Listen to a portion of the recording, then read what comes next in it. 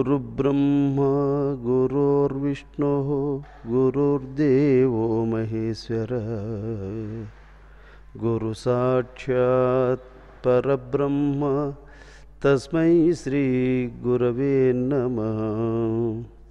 नारद वाल्मीकि कमलज भारतुలకు మ్రొక్కి రామ కథా కూపారంబును మదించెదా శ్రీరామ కృపామృతంబు చేకొన విభుదుల్.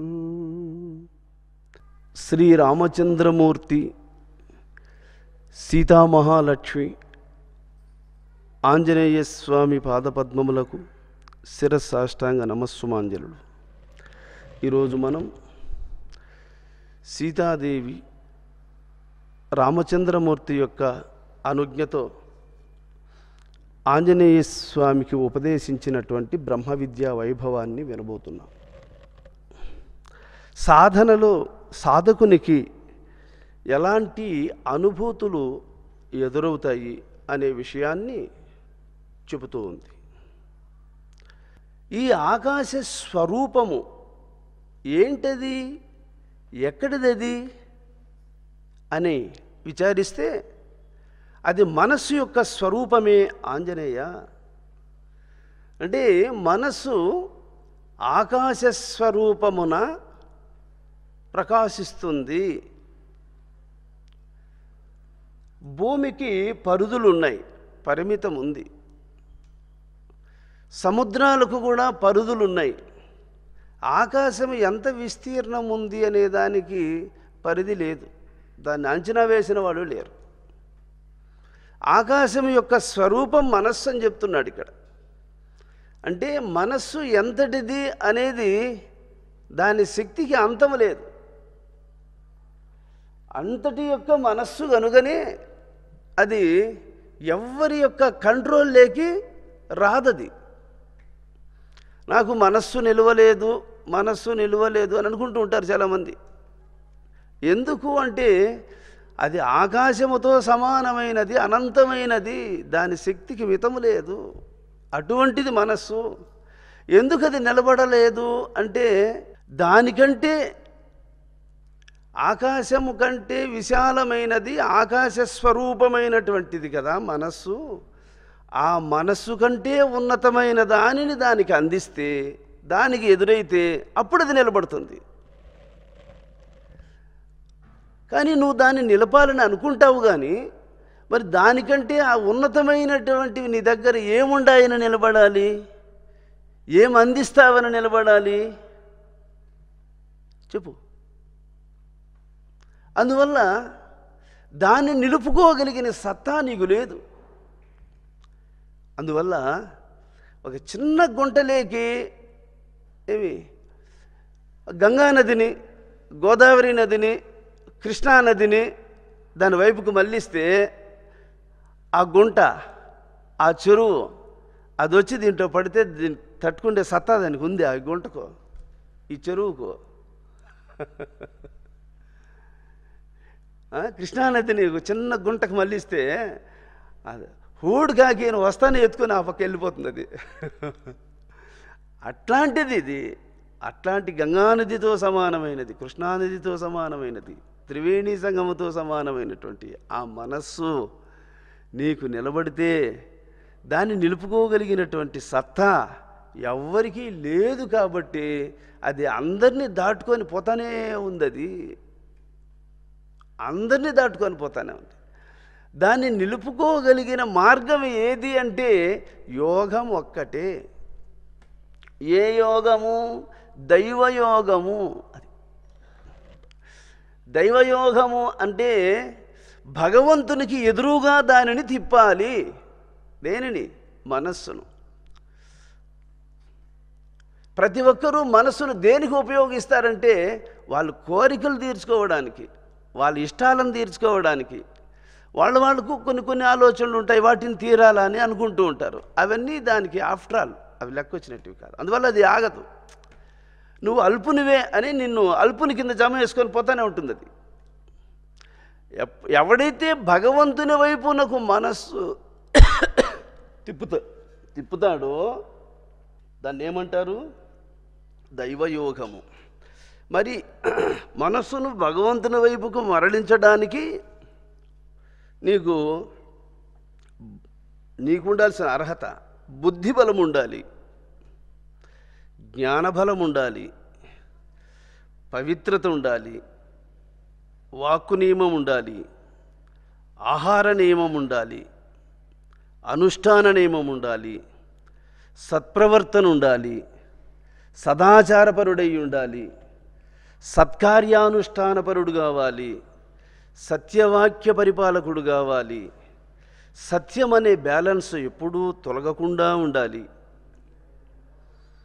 ఇన్ని లక్షణాలు నీకు ఉండి ఆ ప్రభువు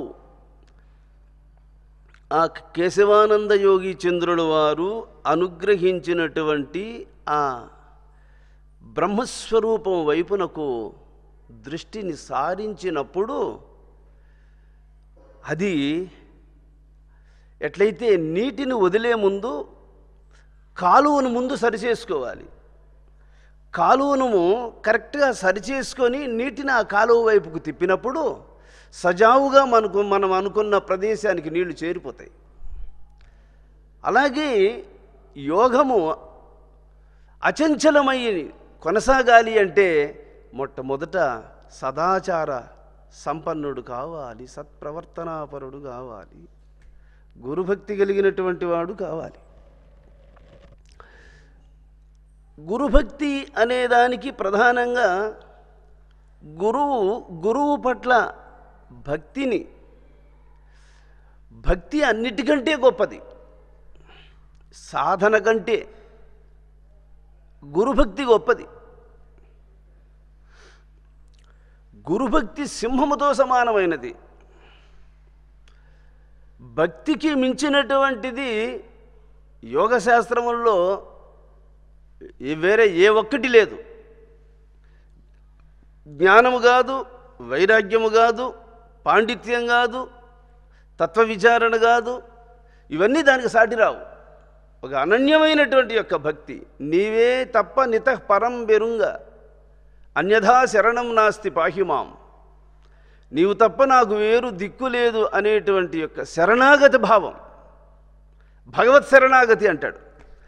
రామా, నీవు తప్ప నాకు వేరు దిక్కు లేదు తండ్రి, నన్ను నీట ముంచిన పాల ముంచిన భారము నీదే ప్రభు అనేటువంటి యొక్క శరణాగతి, అది సాధకునికి భక్తునికి అది కావాలి. అప్పుడు బాధ్యత పూర్తిగా భగవంతునికి వదిలిపెట్టినట్లు అవుతుంది. ఆయనకు వదిలిపెట్టినప్పుడు నీలో లోపాలు ఎన్నున్నా వాటిని అన్నిటినీ తొలగించి సరి అయినటువంటి మార్గంలో నిన్ను నడిపించి నీకు అందించాల్సినటువంటి యొక్క అనుభూతిని అందించాల్సింది ఆయనకు బాధ్యత అవుతుంది. ఎందువల్ల? నీవి తప్ప నాకు వేరు దిక్కు లేదు అని నమ్మిన దానివల్ల. అందువల్ల భగవద్విశ్వాసం అనేది చిన్నది కాదు.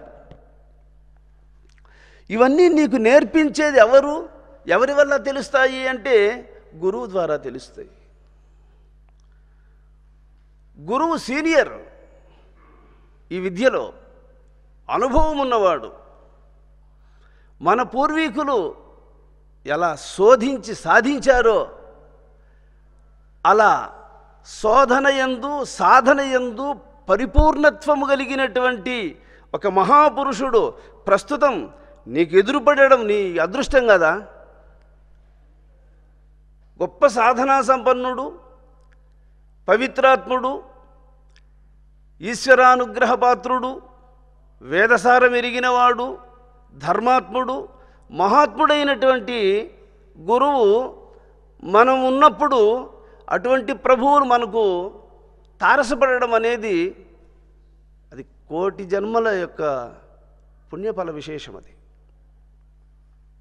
అది ఊరికే కలిసి వచ్చేది కాదు. పోనీ వాళ్ళు వచ్చినప్పుడు వాళ్ళు ఇంతటి వారని వాళ్ళని గుర్తించగలిగే జ్ఞానం మనకు కలగడం అదృష్టము.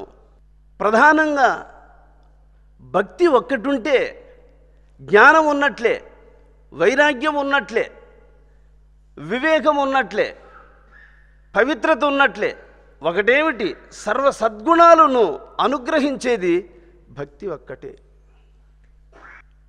భక్తి అనగా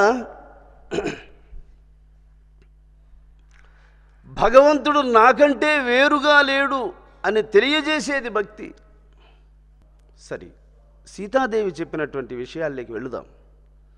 ఆకాశము కంటే కాస్త స్థూలమైనటువంటిది గాలి, గాలి కంటే కాస్త స్థూలమైనటువంటిది అగ్ని, అగ్ని కంటే స్థూలమైనటువంటిది జలము, జలము కంటే స్థూలమైనటువంటిది పృథ్వీ. ఇవి 5. ఈ 5 స్వరూపాలను కూడా సృజించింది మనసే. భూమి కంటే నీరు పెద్దది, నీటి కంటే అగ్ని పెద్దది, అగ్ని కంటే గాలి పెద్దది, గాలి కంటే ఆకాశము పెద్దది. ఈ ఆకాశము బహిరాకాశము వేరు. దీనికంటే ఉన్నతమైనది, సూక్ష్మమైనది హృదయాకాశము. ఆ హృదయాకాశము నుంచి వెలువడినదియే బహిరాకాశము. బహిరాకాశం అంటే నీకు బయట కనపడతాం చూడండి. ఈ ఆకాశము నీ హృదయములో ఉంది చూడు, దానికి హృదయాకాశం అని. ఆ హృదయాకాశము నుంచి ప్రతిబింబించినది బహిరాకాశం. దీనికంటే సూక్ష్మమైనటువంటిది హృదయాకాశము.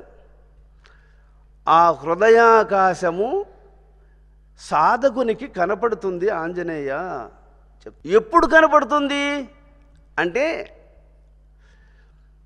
టెంకాయకి ఏ వైపు ద్వారం లేకపోయినా నీరు టెంకాయలోకి ప్రవేశించినట్లు యోగశక్తి ద్వారా ఈ మనస్సును సరాధారముల గుండా ఎక్కించి సహస్రారానికి అలా చేర్చాలి. అప్పుడు ఆ హృదయాకాశ దర్శనం కలుగుతుంది ఆంజనేయ. ఎట్లా అంటే, టెంకాయ లోపలికి ఏ ద్వారము లేకపోయినా నీరెట్లా ప్రవేశిస్తూ ఉందో,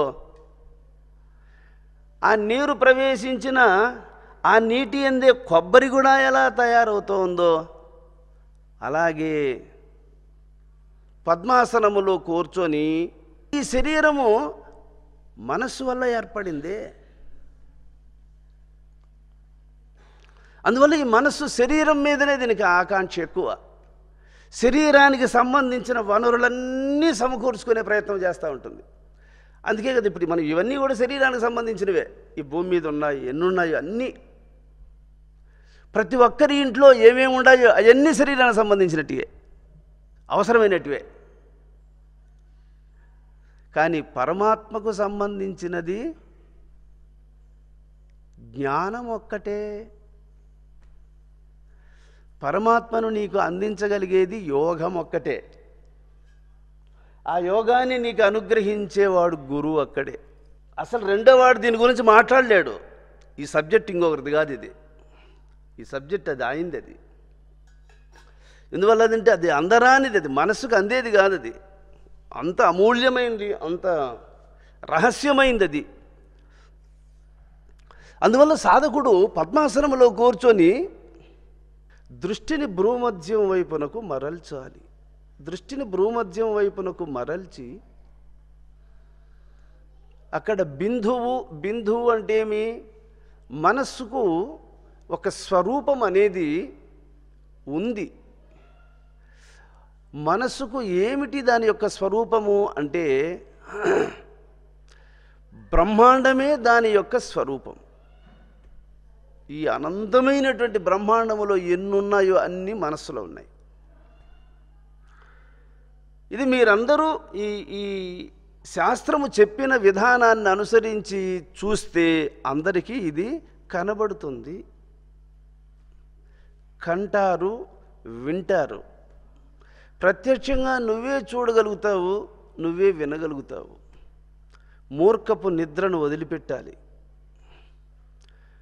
ఇష్టం వచ్చినట్లు తినేది చాలించాలి. ఇష్టానుసారం ప్రవర్తించేది మానుకోవాలి. మనం కడతేరాలనుకుంటే యోగ విద్యకు అనుకూలమైనటువంటి జీవితాన్ని, శాస్త్ర మార్గాన్ని అనుసరించాలి కడతేరాలి అనుకుంటే. ఇంకా కాదనుకుంటే ఇంకా వాని గురించి చెప్పాల్సిన అవసరం లేదు. అది అంతే. ఇది వినేవానికే, ఇది ఆచరించేవానికి చెప్పిన మాట కానీ తక్కిన వాళ్ళకు చెప్పిన మాట కాదు. అందువల్ల ఇప్పుడు బహిరాకాశము కంటే అత్యంత సూక్ష్మమైనటువంటిది హృదయాకాశము, దానికంటే సూక్ష్మమైనటువంటిది పరాకాశము, దానికంటే సూక్ష్మమైనటువంటిది మహాకాశము, దానికంటే సూక్ష్మమైనటువంటిది తత్వాకాశం, దానికంటే సూక్ష్మమైనటువంటిది సూర్యాకాశం.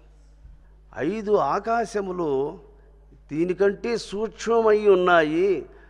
ఈ 5 ఆకాశముల కంటే ఆత్మ సూక్ష్మమై ఉంది ఆంజనేయ.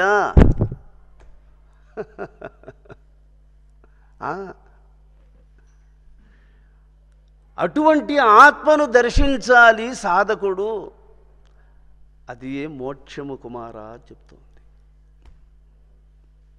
ఇంతుందే ముందు మనకు సాధించాల్సింది, శోధించాల్సింది, అనుభవించాల్సింది. ఈ ప్రపంచ భ్రాంతికి పట్టుబడి ఈ శరీర సంబంధమైనటువంటి, ప్రపంచ సంబంధమైనటువంటి జీవనాన్ని కొనసాగిస్తూ ఆయుష్ను అంతటినీ పోగొట్టుకుంటూ ముసలితనంతో కుప్పగూలిపోతున్నారే జీవులు. ఎట్లా, ఎప్పుడు వీళ్లకు దీని నుంచి బయటపడే భాగ్యం కలుగుతుందా అని మహాత్ములు ఎదురు చూస్తారు. అరే ఇప్పటికీ ఎన్నిసార్లు పుట్టావు, ఎన్నిసార్లు యవ్వనవంతుడవయ్యి వివాహం చేసుకొని బిడ్డలను కానీ పోషించి సంసారం చేసి ముసలోడైపోయి మరణించింది ఎన్నిసార్లు. ఎన్ని ఇండ్లు గడితివో, ఎన్ని పెళ్ళిళ్ళు చేసుకుంటివో, ఎంతమంది బిడ్డలను కంటివో, ఎన్ని జాతులో, ఎన్ని మతములో, ఎన్ని దేశములో, ఈ లెక్క లేదు. అవన్నీ ఆడు బానిచ్చి ఇప్పుడు కొత్తగా మళ్ళా నువ్వు కాపురానికి వచ్చినట్టు ప్రవర్తిస్తున్నావు. అందువల్ల దీనికి తీరనిదే దేహభ్రాంతి, తిక్క శాదస్త భ్రమ నీకు తీరికివ్వదే. శాదస్తం అంటే ఏమి? మాయ నీతో చెలగాట మాడుతూ ఉంది, ఇది నిన్ను ఆడిస్తూ ఉంది. కోతిని ఎట్లయితే ఆడించేవాడు కోతిని ఎట్లా ఆడిస్తూ ఉంటాడు ఆట నేర్పించి, ఆ విధంగా మనసు నిన్ను ఆడిస్తూ ఉంది. కారణం ఏంది అంటే, నీవు ఆ స్థితిని పొందేంత వరకు నీకు మనసే ఇంకా గత్యంతరం, వేరే గత్యంతరం లేదు, అంతే. అందువల్ల మనస్సు తన అధీనములో పెట్టుకొని ఏం చేస్తూ ఉంది? నువ్వేం కోరితే అది ఇచ్చేస్తూ ఉంది. ప్రతి ఒక్కరికి కోరికలే స్వభావాలు, కోరికలే స్వరూపాలు, కోరికలే వాళ్ళకి ఎదురయ్యే ఫలితాలు. అయితే కోరినవన్నీ జరగలేదే అంటే, జరిగేవన్నీ సీరియల్ ప్రకారం జరుగుతాయి, కోరేవి మాత్రము సీరియల్ లేకుండా అనంతములై ఉంటాయి. అందువలన అనుకున్నట్టు జరగడం అంత తేలిక కాదు. అందువల్ల నీ కోరికలన్నీ కూడా అవన్నీ సీరియల్లో వస్తూనే ఉంటాయి. అందువల్ల కోరికలకు అంతం లేదు. సముద్రములో అలలన్నీ ఆగిపోయిన తర్వాత స్నానం చేసిపోదామని ఒకడు పోయి కూర్చున్నాడట. తెల్లవారు పోయి కూర్చున్నాడు, సాయంత్రం అవుతూ ఉంటే కూడా అలలు ఎప్పట్లాగా వస్తూనే ఉన్నాయి. అప్పుడు ఇది దీని స్వభావం, ఇది ఇంతే, ఇది దీన్ని మనం ఆగిపోయిన తర్వాత, అలలు ఆగిన తర్వాత స్నానం చేస్తామని అనుకుంటే అలలు ఆగేది లేదు, మనం స్నానం చేసేది లేదు, మన పాటికి మనం స్నానం చేసేసిపోతే మంచిది అని చెప్పి అప్పుడు దిగి స్నానం చేసుకొని వెళ్ళాడంట ఒకడు. అలాగా కోరికలు నీలో ఆగితే తర్వాత ప్రశాంతతను పొందదామని నువ్వు అనుకుంటే అవి ఎప్పటికీ ఆగవు.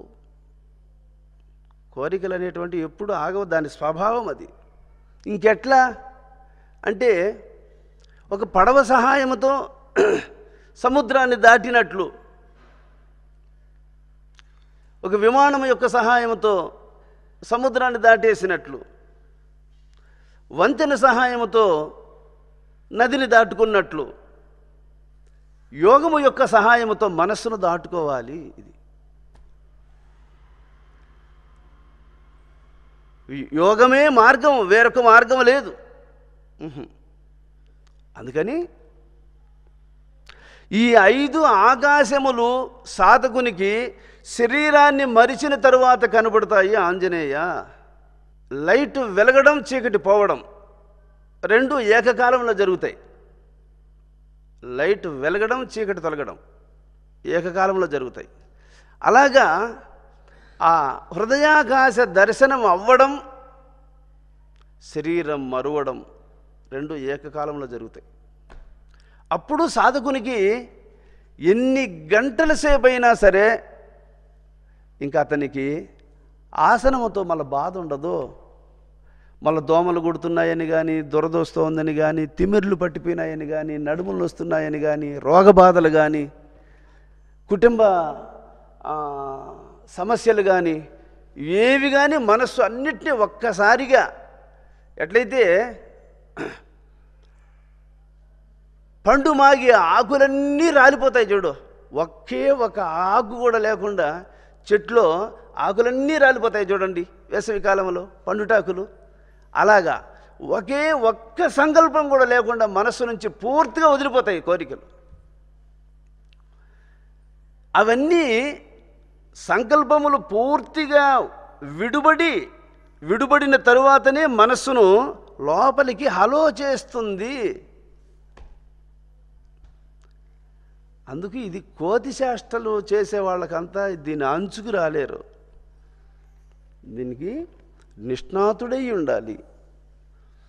బ్రహ్మ విద్య అంటే సాక్షాత్తు పరబ్రహ్మస్వరూపాన్ని ఎదుట ప్రత్యక్షంగా అద్దములో ముఖం చూచినట్లు చూపించగలిగినటువంటి విద్య ఇది.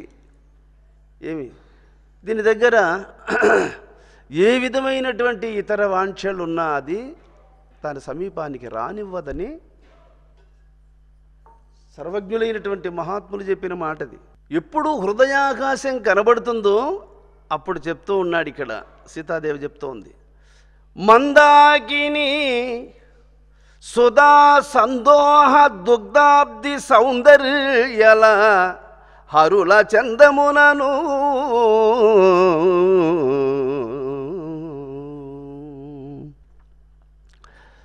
ఈ 5 ఆకాశముల నడుమ ఆకాశ గంగ ప్రవహిస్తూ ఉన్నట్లు ప్రత్యక్షంగా కనపడుతుంది కుమార.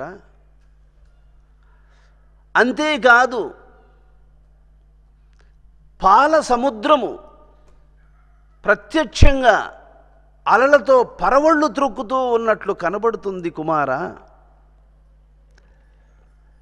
లక్ష్మీదేవి ఏ పద్మమునందు ఆవిర్భవించిందో అటువంటి అందమైనటువంటి పద్మములు గల కొలనులు అనంతములై కనబడతాయి కుమార. లెక్కకు మించిన కోట్ల సంఖ్యలో నక్షత్రములు ప్రకాశించినట్లు కనబడతాయి. ఇవన్నీ సాధకునికి దృష్టి యందు ప్రత్యక్షంగా కనబడి ఆ ఆనందాన్ని అనుభవిస్తూ ఆత్మసుఖాన్ని మరులుకోవడానికి ఇంకా ఇంకా ఉత్సాహము గలవాడవుతాడు సాధకుడు ఆంజనేయ. సద్యస్తమోనాశ కద్యోత మానస ద్విద్యుల్లత ప్రభావీది పగిది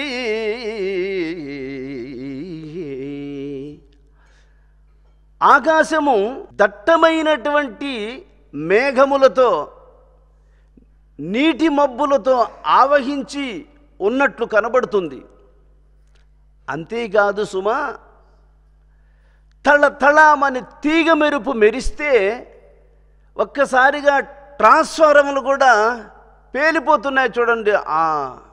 ఆ విద్యుత్ శక్తి యొక్క లైటింగ్స్ దానికి తట్టుకోలేక ట్రాన్స్ఫార్మర్లు కూడా పేలిపోతున్నాయి.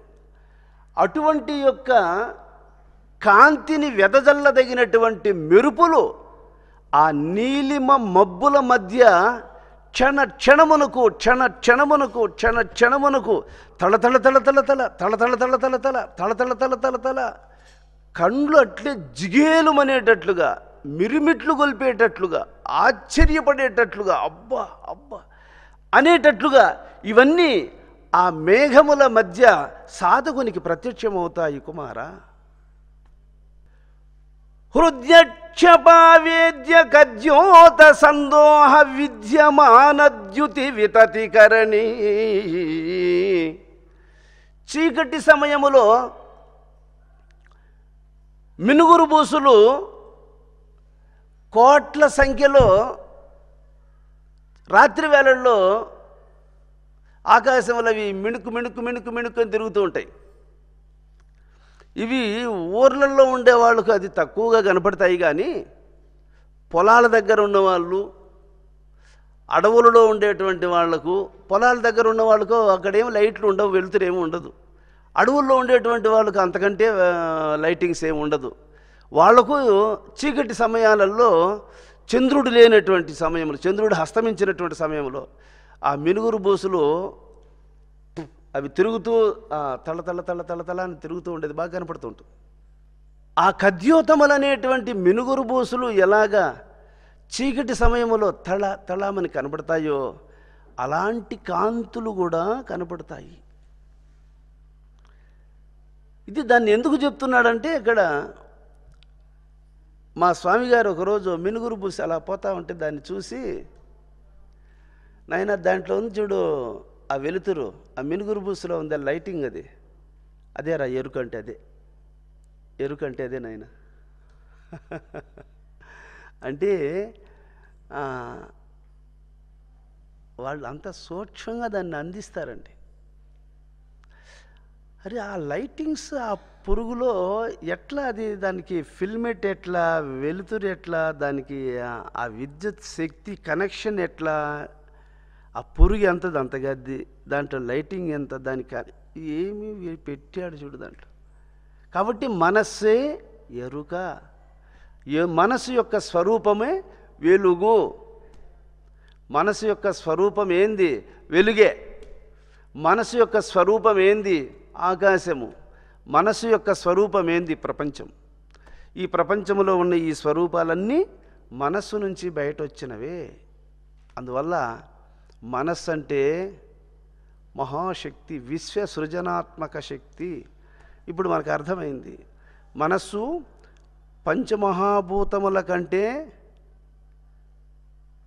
5 ఆకాశముల కంటే, 5 ఆకాశములలో ప్రదర్శింపబడేటువంటి చిత్ర విచిత్రములైనటువంటి కాంతుల కంటే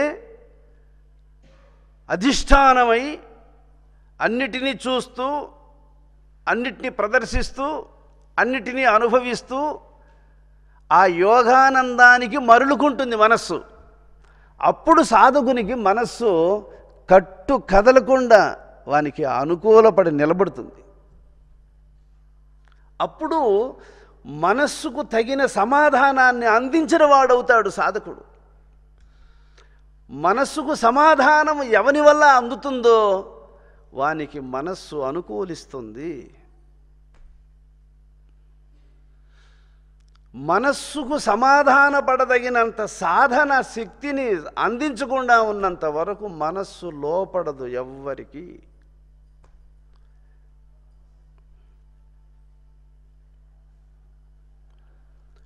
ఘోరాంధకార కృద్భూరి నీల సవారి వారివా హచ్చ వివ్రజమురీతి నీల వైడూర్య ప్రవాళాబ్జరాగ ముక్తాపల గోమేదికముల బాతి శుద్ధ మాణిక్య మరగత శోణరత్న తప్త తపనీయ రుచుల చందమున హృదయ మండితాకాశ పంచక మధ్యమమున కానబడుచుండు చిన్మయ కలలు వత్స.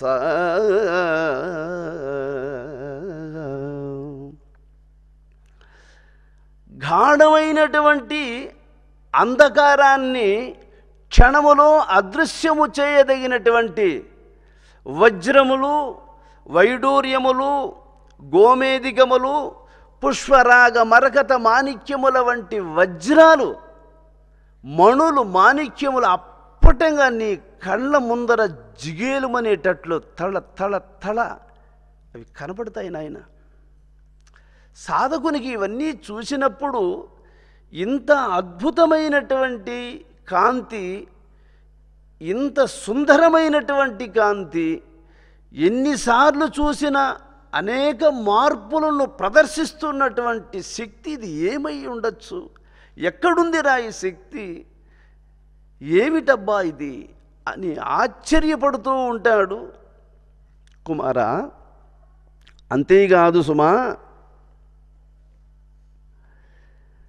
చండాంసు ప్రభలుట్టి పడ్డగతి. సూర్యుడు అనేక వేల కోట్ల సూర్యులు అందరూ, అంటే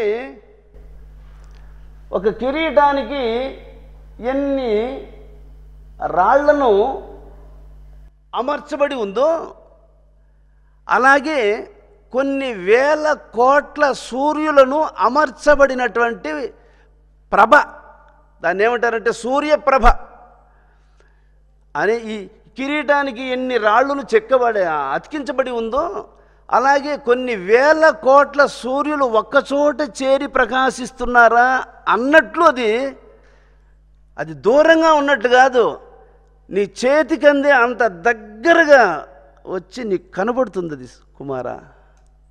చూడు, చండాంసు ప్రభ లుట్టిబడ్డగతి, మధ్యాహ్న సూర్యుణ్ణి చూచినట్లు, అసలు నీ ముందర ఊడిపడినట్లు. అందరాని కొమ్మలో ఉన్నటువంటి చిటారి కొమ్మలో ఉన్న పండు మాగిపోయి తొటిము జారి నీ ముందర పడిందా అన్నట్లు, ఏమి లోకాన్నే వెలుగుమయము చేయదగినటువంటి సూర్యుడు ఒక్కడు కాదు, అనంత కోటి సూర్యులందరూ ఒక ప్రభలాగా తయారై నీ ముందుచ్చి పడ్డారా అన్నట్లు ఉట్టిపడ్డ గతి భాష్వచిత్ కళాకోటులుద్దండ స్ఫూర్తులకండ కండములై తండోపతండంబులై నిండారన్ కనపడు. ఒక సూర్యుడు కాదు, ఒక కోటి సూర్యులు కాదు, లెక్క పెట్టలేనన్ని కోట్ల సూర్యులు ఒక్కసారిగా ఉట్టిపడినట్లు నీకు తండోపతండములుగా, ఒక్కొక్కసారి ఒక్కొక్క గుంపు, ఒక్కొక్కసారి ఒక్కొక్క గుంపు, ఒక్కొక్కసారి ఒక్కొక్క గుంపు, గుంపులు గుంపులుగా, కుప్పలు కుప్పలుగా, రాసులు రాసులుగా సూర్యబింబాలు నీకు ఎదుట ప్రత్యక్షమైనట్లు కనబడుతుంది ఆంజనేయ. చండాంసు ప్రభలుట్టిపడ్డగతి భాస్వచిత్ కళాకోటులుద్దండ స్ఫూర్తి లకండ కండములులై తండోపతండంబులై నిండార కనపట్టువు వెండియును హృనీరేజ మధ్యాంచిత ఖండాకాశ పరంపరాంతరమునన్ గమ్యంబులై అంతటన్.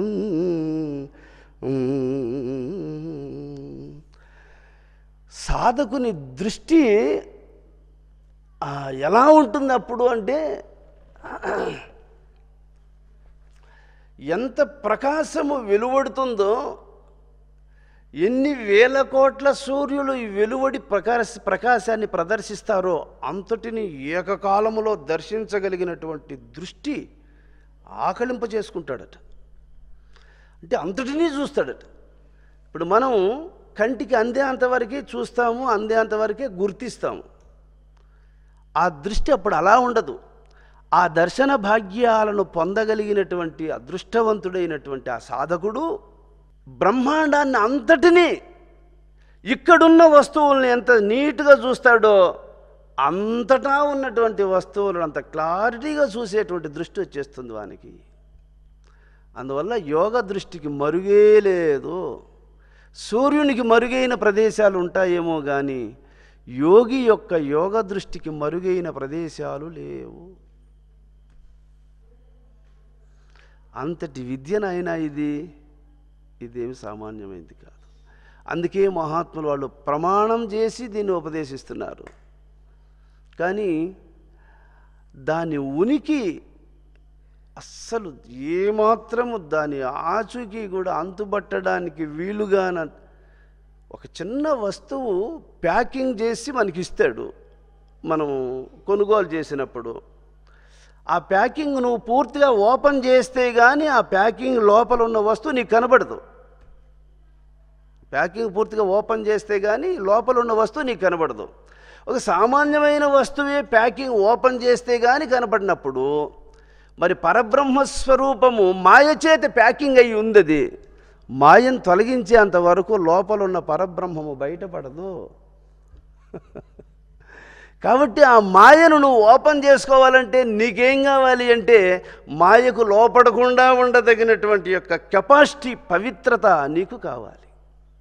అది నీకు ఎలా వస్తుంది అంటే గురుబోధ, గురువు ద్వారా బోధను వినడం ద్వారా, గురుభక్తి ద్వారా, గురువు ఉపాసించే విధానాన్ని, ఆయన ఉపదేశించినటువంటి యొక్క సత్యాన్ని ఉపాసించడం ద్వారా, పవిత్రత, పట్టుదల ద్వారా ఇది సాధ్యమవుతుంది.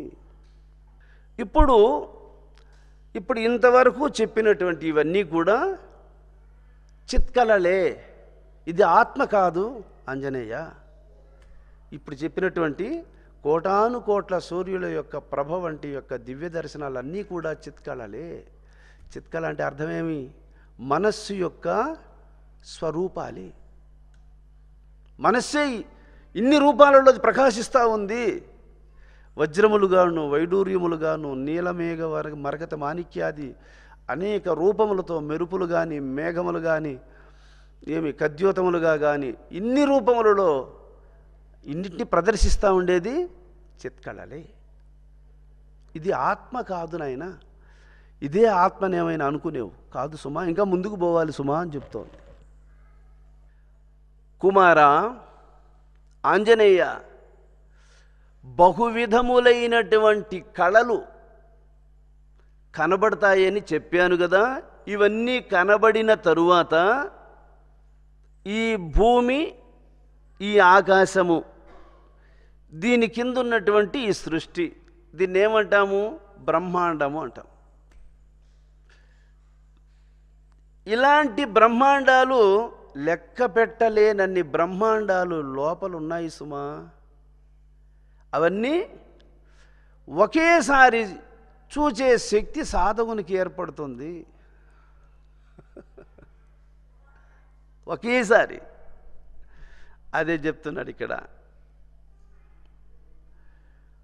తరుణ బోధారుణోదయ దీప్తి నజ్ఞాన గురుతమ మజ్ఞ హృద్గుహల నడగ. సూర్యుడు ఉదయిస్తే బహిప్రదేశాలలో ఉన్న చీకటంతా తొలగిపోతుంది, కానీ కొండ గుహల్లో మాత్రము, మరుగైన ప్రదేశాల్లో మాత్రం చీకటి అట్లే ఉంటుంది. అలాగే సాధన సంపద కలిగినటువంటి వాళ్ళ హృదయాలలో మాత్రము అజ్ఞానం అనే చీకటి తొలగిపోతుంది. సాధన లేని వాళ్ళ హృదయాలలో సూర్యుడు ఉదయించిన గుహల్లో చీకటి అట్లే ఉంటుందో, అలాగే సాధన లేని వాళ్ళ హృదయాలలో ఈ అజ్ఞానం అనే చీకటి అట్లే ఆవహించి ఉంటుంది కుమారా.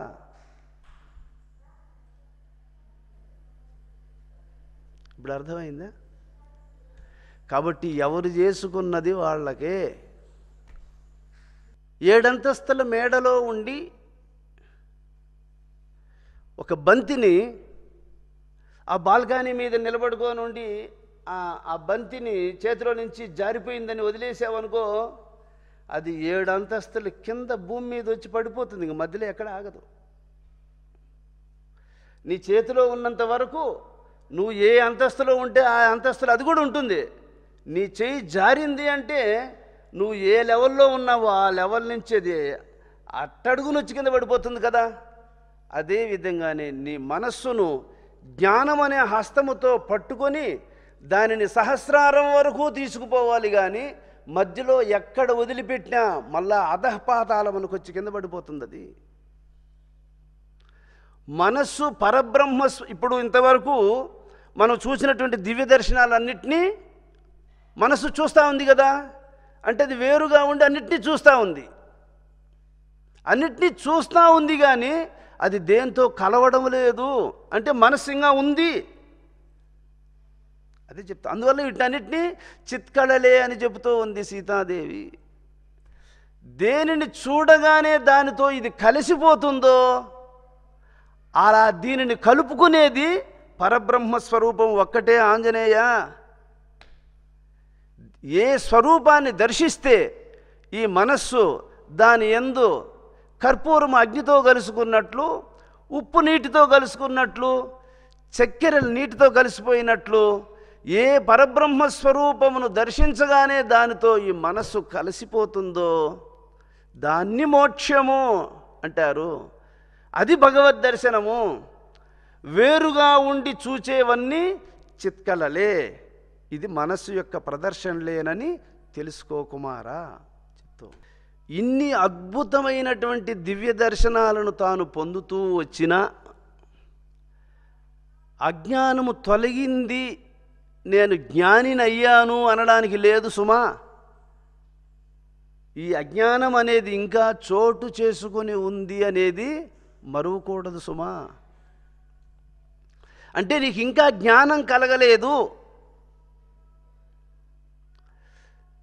ఇన్ని అనుభూతులను దర్శిస్తూ పోతూ ఉన్నటువంటి సాధకునికి కూడా ఇంకా జ్ఞానోదయం జరగలేదు, అజ్ఞానము ఇంకా దాగి ఉంది అని చెప్తూ ఉందంటే అసలు మనం దాని అంచుకే పోకుండా కాలం గడుపుతూ ఉన్నామే. మనకు జ్ఞానం ఉన్నట్లేనా, సంపాదించినట్లేనా? అందుకే తరుణ బోధారుణోదయ దీప్తి అజ్ఞాన గురుతమ మజ్ఞ హృద్గుహల నడంగ. సూర్యుడు ఉదయించిన బహిప్రదేశాలలో ఉన్న చీకటి తెలుగుతుంది, కానీ గుహల్లో ఎట్లయితే చీకటి ఎట్లయితే ఉంటుందో అలాగే బ్రహ్మవేత్తలైనటువంటి మహాత్ముల సాయుధ్యములో నువ్వు ఉన్నా నీ హృదయం అనేటువంటి యొక్క గుహలో జ్ఞానజ్యోతిని వెలిగించుకునేటువంటి సాధన నువ్వు చెయ్యకపోతే సూర్యుడు ఉదయించిన మరుగైన ప్రదేశాల్లో చీకటి దాగి ఉన్నట్లు నీ హృదయములో అజ్ఞానం అనే చీకటి అట్లే ఉంటుంది సుమా.